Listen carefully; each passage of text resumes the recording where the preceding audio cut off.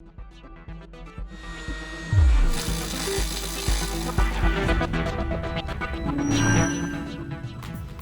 I'm here in Wisconsin on my farm. This is Ed from BaseMap. Ed, here's a perfect example. Here, I got a tree stand. Literally, the property boundary is 10 feet on the other side. So what would I do if this was mine and I didn't know whose property was? So that's one great thing about our pro membership. Okay, it gives you all of the private landowner information, for every state. All right, so if you shoot a deer and it goes on your neighbor's land, you at least know who it is. If you're not from around the area and you just come out here once a year and you don't know the neighbor, you at least know it's Bill Jones. You know his address, you know where he's at. We give the landowner tax address, so if they live in another city, you at least know where they are. We don't give phone numbers, can't give that private information, but at least you know who it is. You go knock on the door and the chances of getting on that property are a lot better, than if you're just going and you don't know who it is. Here in Wisconsin, it's tough, right? I mean, to knock on a door and get whitetail permission, but literally turkey season's right around the corner. Oh yeah.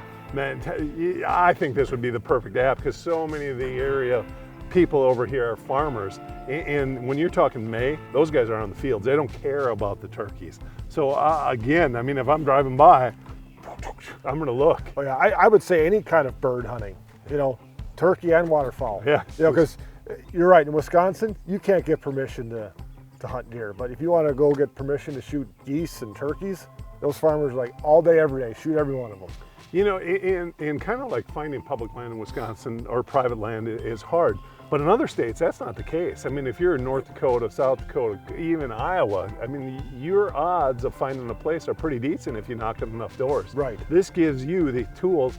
And if I know the guy's name, I feel a little bit more confident walking up to the house. Because first off, I know he owns the land rather than just knock on somebody's door and he doesn't even own that place. Right. And two, now I know his name, and coming from a farming background, I can kind of relate. So I think my odds of getting on that property are better. And it's going to show their property boundaries. So now if you're trailing a deer, now it's going on to another neighbor's land, you know what parcel or what size land they've got and what their boundaries are. Nice. And if you have to get the DNR involved, at least then they know who they're dealing with and where the property boundaries are. The other thing I think this private land stuff really helps is if I'm driving around, I'm going to look for small little places that are in a great area. And I don't want to tell everybody, but I know that there's a little 10-acre slice that I know that person doesn't hunt, and it is probably in one of the best areas possible. Now I know who owns that little 10 acres, and I'm going to go knock on their door, and more than likely, I can get permission to hunt on that place. And chances are you might be the only one that's knocking on that door. So you don't have any competition. Guaranteed I'd be the only person. Right. So if you're looking for a great spot to be able to find that piece of private property, check out BaseMap. It's going to give you the information, it's going to give you the owner's name, it's going to give you their address, and at least it gives you the opportunity to have that discussion to see if you can get on their piece of property.